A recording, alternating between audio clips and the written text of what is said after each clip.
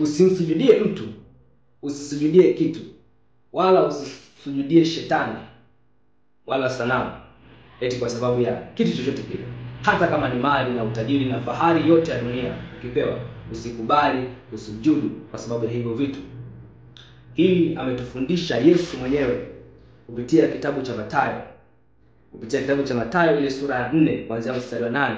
Tunaona hapo Biblia inasema kwamba kisha Ibilisi akamchukua mpaka mlima mrefu mno, akamwonyesha milki zote za ulimwengu na fahari yake. Akamwambia, haya yote nitakupa ukianguka kunisujudia. Mstari wa 10 unasema, ndipo Yesu alipomwambia, nenda zako Shetani, kwa maana imeandikwa, msujudie Bwana Mungu wako, umwabudu yeye peke yake. Nasema hivi kwa sababu wapo wanadamu ambao kwa sababu ya umaarufu wao, kwa sababu ya pesa zao, kwa sababu ya vyeo vyao, wanataka kuwasujudie, wanataka kuwaabudu. Bwana asifiwe sana. Kwa hiyo usije ukaanguka kwenye huu mtego ndugu yangu, ukamwabudu mwanadamu, ukamsujudia mwanadamu kwa sababu ya mali. Usifanye hicho kitu.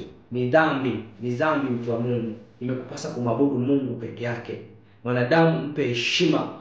Mwanadamu yeyote anayeona heshima haimtoshi, anataka kugombanishe wewe na Mungu kwa sababu anataka umwabudu yeye badala ya kumwabudu Mungu aliyekuumba. Mtu wa Mungu, usianguke kwenye huo mtego. Acha tamaa ya vitu ambavyo vinapita, vitu ambavyo vinaweza vikapotea, vitu ambavyo vinaweza kuharibika. Bwana Yesu asifiwe sana. Bwana Yesu asifiwe sana. Nataka nikwambie kitu kimoja mtu wa Mungu. Utajiri wote Mungu anao. Na Mungu anasema wazi, kwa sababu yeye ndiye muumba wa mbingu na nchi na vyote vinavyoonekana hata visivyoonekana, pamoja na hao ambao wanataka wasujudie, nao pia wameumbwa na Mungu. Kwa maana hiyo kwamba kitu ambacho shetani anataka kupatia wewe ili msujudie, Mungu anaweza kukupatia wewe maradufu zaidi. Kwa hiyo usianguke katika mtego wa shetani wa kuabudu shetani ili ukahukumiwa katika hukumu ya moto milele.